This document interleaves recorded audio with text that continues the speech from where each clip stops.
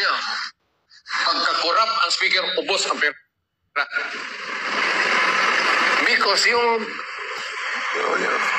of Congress will always remain pure. Walang problema. It's the membership from time. Hanggang Desyembre 3. Paligiran tayo ng mga pulis. Kung maalala pa ninyo, ngayon, yung kapatid ninyo ay bumalik na naman dito para magsama-sama tayo sa ating daing, sa ating kapat mamamayang Pilipino. Dahil sa matindi ang kurakot sa kwarta sa kaban ng taong bayan. Anong dahilan na tayo ay naghihirap ngayon? Dahil sa korupsyon.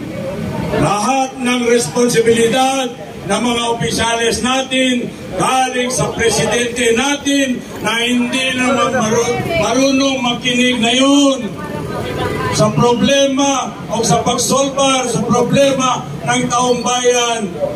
Dahil may diferensya siya, wala na siyang pakialam. No medical attention would be available to cure the president of his sickness, of the culture of vulture, the culture of corrupting the people's money. Tayo, mga kababayan, lahat tayo ay taxpayer. Ang tanong ngayon, nasaan ang pera ng taong bayan? Nandun lang sa pipilang Pilipino, galing sa presidente, galing sa congressman Romualdez, na puro buhaya, puro may sakit, na kanina narinig ko, kleptomaniac. Utangin na niyang pamilya na yan. Walang hiya. Walang hiya ka, Marcos.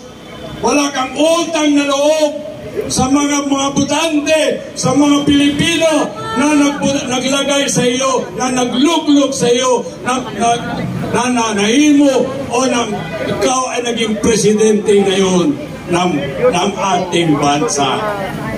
Bakit? Ano ba ang kasalanan namin na kami gimanipular mo? We are manipulated.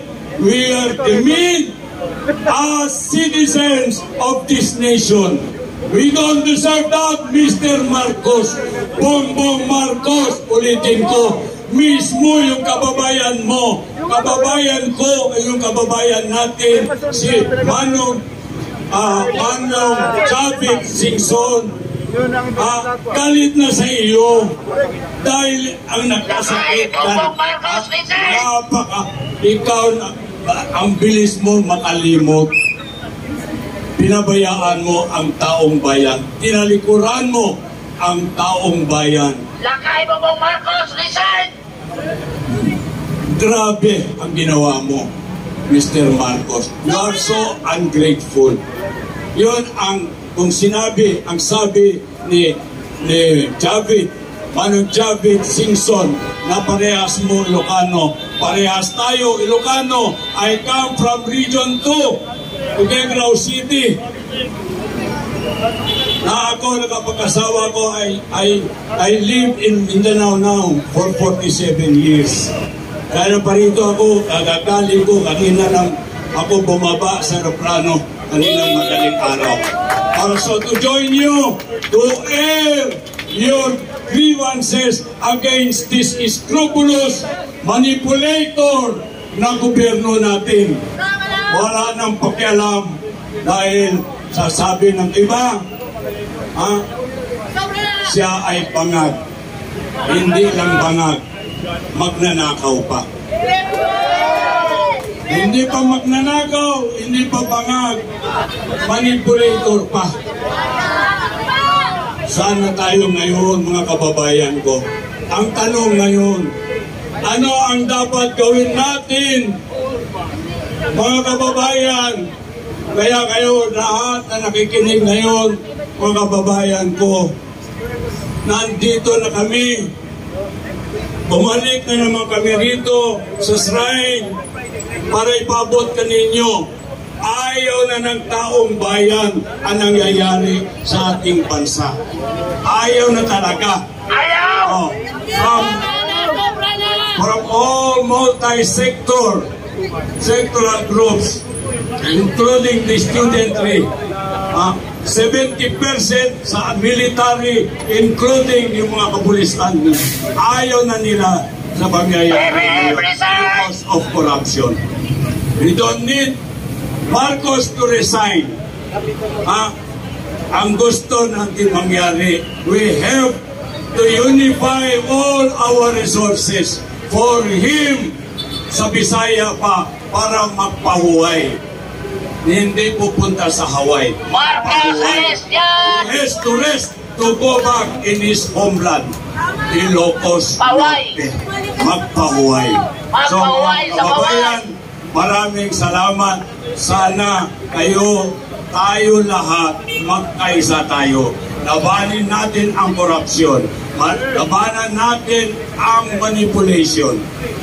We don't deserve this. We were all demeaned, including all the government institutions natin. Publicly, privately, nandun lahat ang kakahiyaan. We were really embarrassed as Filipino before the other countries. Bakit ganun? We have all the resources to move onward, to move forward. Bumaba lang si Marcos.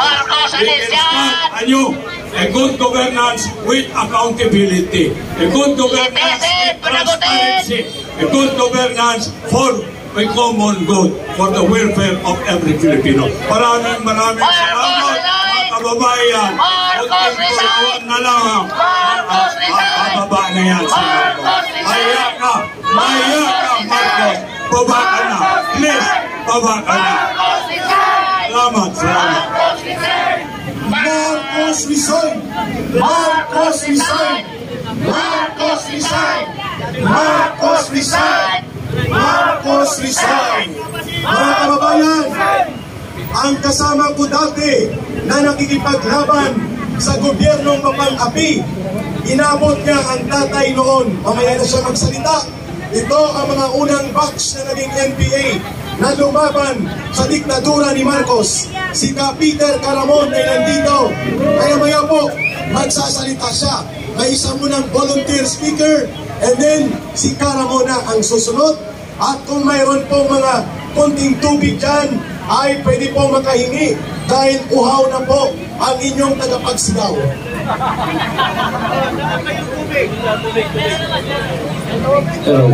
Magandang umuulan na hapon sa mga nandito sa lahat na nakikipag. Pagkakurap, ang speaker ubos ang pera. Because ang speaker ubos ang pera.